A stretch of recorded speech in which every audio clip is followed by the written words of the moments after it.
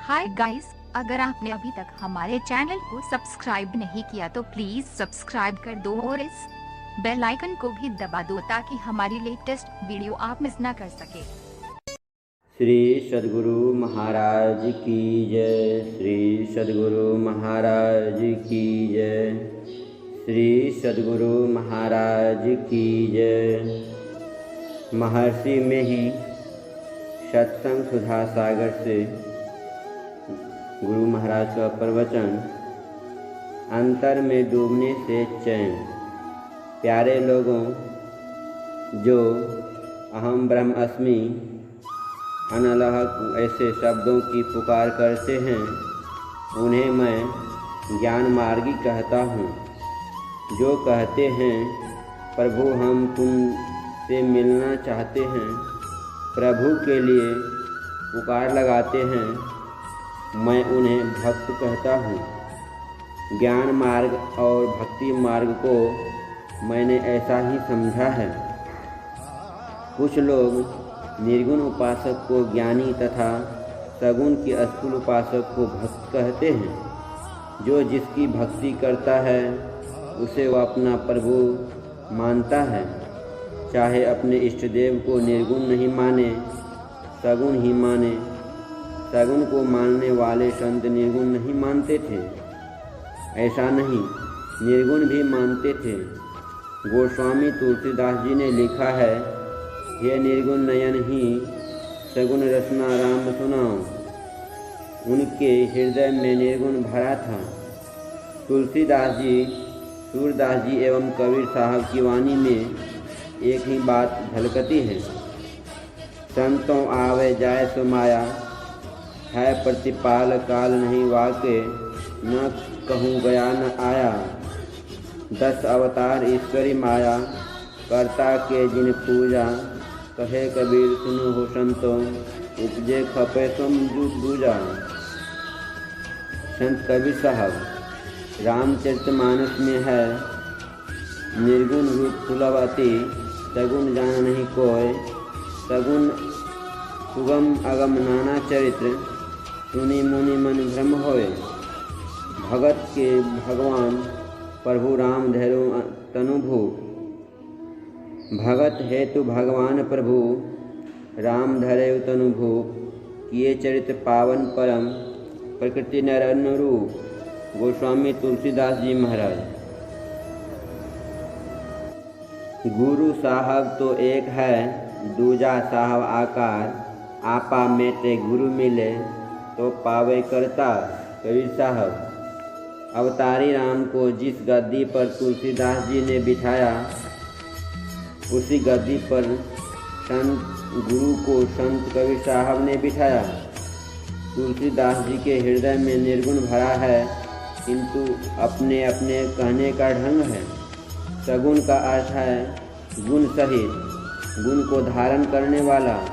जिसने त्रैगुण को धारण किया उसे सगुण कहते हैं। जो निर्गुण को निर्गुण मानते हैं किंतु गुरु चरण में नभते हैं, तो वे सगुण को भी मानते हैं।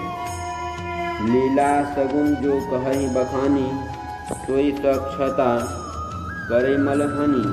रघुपति भगति करत, रघुपति महिमा अगुण अबाधा।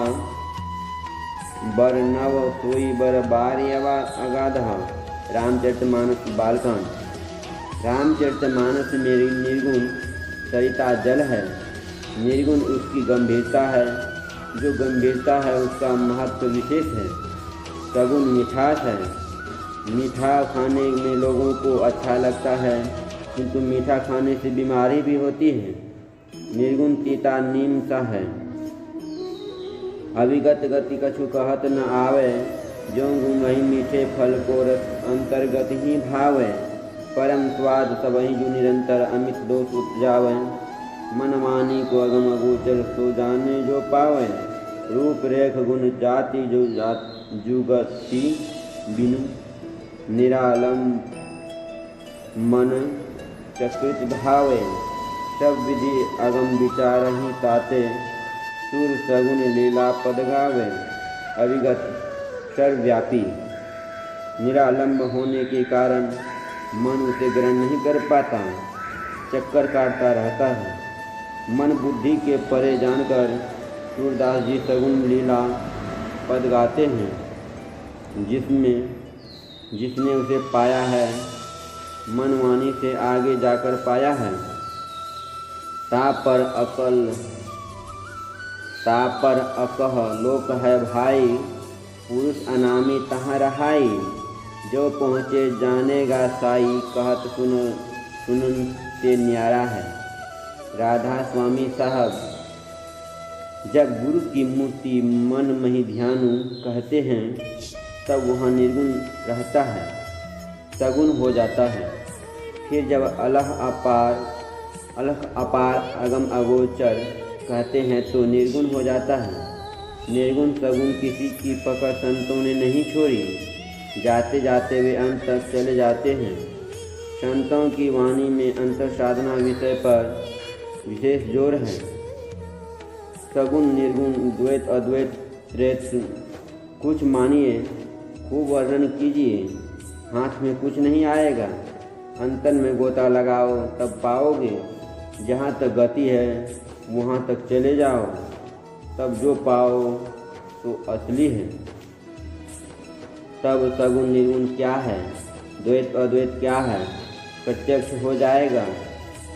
इस मतलब का विचार सुने। जिस विचार को लोग विशेष सुनते हैं उसको करने का मन होता है। संत लोग संतवाणी कहकर ध्यान करने के लिए प्रेरणा करते हैं। संत तुलसी साहब कहते हैं, सखी सीख सुनी गुनी गांठी बांधो, हाथ सत्संग करो। सत्संग बहुत करें, इससे मिलता क्या है, प्रतिष्ठा से ऊंचे आसन से बैठते हैं, बड़े लोगों से मेल हैं। यह बाहर में देखे जाते हैं, किंतु संतुष्टि नहीं। संतुष्टि जिसमें है वह यह है कि संसार में छोटे होकर रहें, लेकिन आप बाहरी चीज़ में चंचल नहीं होएं। अपने को इतना समेटें कि एक बंधुता प्राप्त कर लें। मन जमा हुआ रहे, उस समय आप कितना संतुष्ट होंगे, ठिकाना नहीं। यदि मिठास मालूम नहीं हो तो थोड़े से थोड़े काल ध्यान कीजिए तो उसका मिठास मालूम होगा। अंतर में डूबने को जो चैन मिलता है, बाहर में भटकने वाले को नहीं। इसके लिए परमात्मा ने एक नमूना आपके अंदर दिया है, किंतु आप उस पर विचारते नहीं हैं। तंद्रा के समय में स्वप्न जागृत के बीच में हाथ पैर में कमजोरी होती जाती है, चैन मालूम होता है, भीतर प्रवेश करते जाते हैं। अगर कोई थोड़ा सा भी खटखुट करे तो बड़ा दुख मालूम होता है। इसको कौन सुख कहें। 5 इंद्रियों में जो सुख रस मिलता है वैसा है या कैसा है, इसे भी तो नहीं बोल सकते। इससे जाना जाता है अंतर में डूबने से चैन मिलता है। अंतर में डूबते डूबते जब अंतिम गति तक पहुँचोगे तो किसी से पूछना नहीं पड़ेगा कि क्या है। सत्संग में खास करके यह बात बताई जाती है कि अंतर में डूबते जाओ, यात्री बनो। जैसे जगन्नाथ के यात्री चलते हैं, यह भक्ति है। इसी तरह से अपने अंदर में डूबो। संत लोग कहते हैं कि हाथ पैर को मत डुलाओ, मन को अंतर में चलाओ।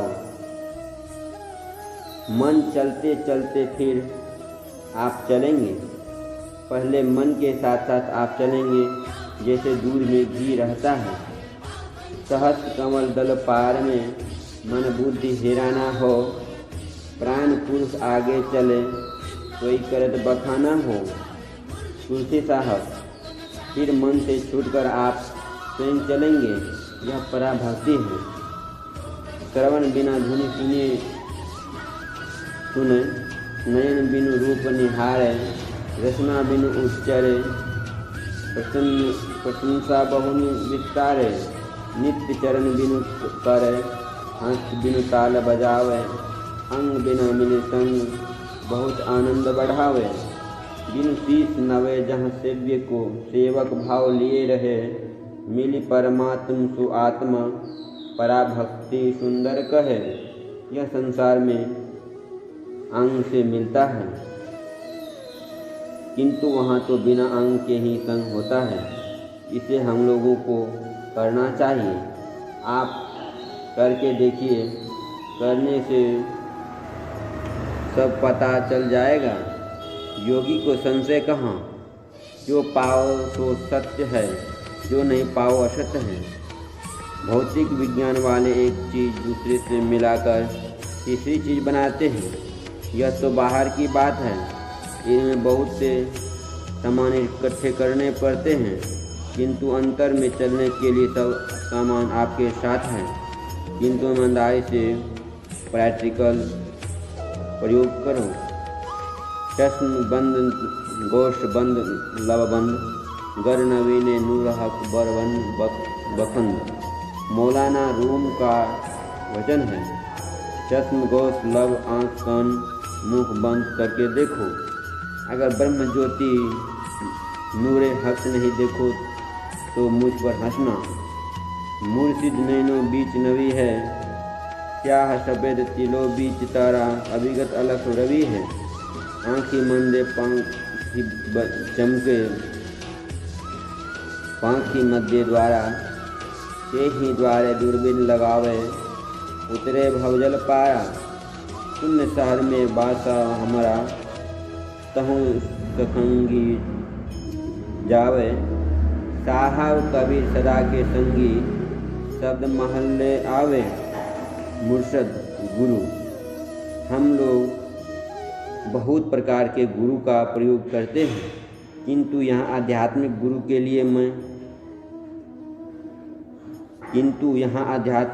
के लिए लिया गया है। हे मुर्शिद, आँखों के बीच में नवी है, अर्थात संदेह वाहक है। उनके पैगंबर मोहम्मद साहब थे, उनको खुदा का नूर भी कहते हैं, अर्थात वे खुदा के नूर थे। वह प्रकाश ब्रह्म प्रकाश तुम्हारी आँख में है। रब शब्द को रवि किया है। काले उजले तिलों के बीच में तारा है। यह भी बाहर में कैसे समझाया जा सकता है। जब दृष्टि एक होगी तो पहले काले फिर उजले तिल का दर्शन होता है। जो अंधकार में एक ही स्थान पर देखता है, उसे वह काला चमकदार मालूम होता है। पीछे वही उजला हो जाता है, फिर तारा का दर्शन होता है। यह जो तारा है वह सर्वव्यापी सब में है। खोज करो अंतर उजियारी, छोड़ चलो नौ द्वार। राधा स्वामी साहब।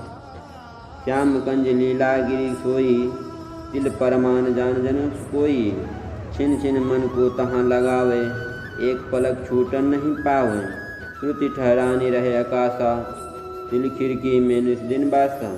गगन द्वार दी से एक तारा, अनहद नाद सुने झनकारा। जब तक आप जिंदा है तब तक आँख में चमक है। प्राण निकल जाने से आँख की ज्योति चली जाती है, वह चमक नहीं रहती। उस ज्योति में द्वार है। जहाँ ज्योति नहीं है वहाँ द्वार कैसे पाते हैं? एक स्थान में देखने से, एक बिंदुता प्राप्त होने से ज्योति मंडल में पहुँचता है। दृष्टि योग करने से शून्य शहर में वास होता है। सर्वंगी, जो अंग में हो, सदा के संगी, सब शरीर में सदा व्यापक है। उस सब की महिमा क्या है? जो सदा के संगी परमात्मा है, उसके महल में वही शब्द ले जाएगा। कबीर साहब कहते हैं, परमात्मा सदा के संगी हैं, उस महल में शब्द ही ले जाएंगे। संतों की वाणी में दृष्टि योग और शब्द योग सूक्ष्म साधना है, किंतु वह स्थूल में है। नाम जपत स्थिर भया, ज्ञान कथक भया लीन। सुरति शब्द एके भया, जल ही है गामीन। नाम जपत कुष्टि भला, चुई चुई परे जो चाम। कंचन देह के काम का, जामुख नाही नाम।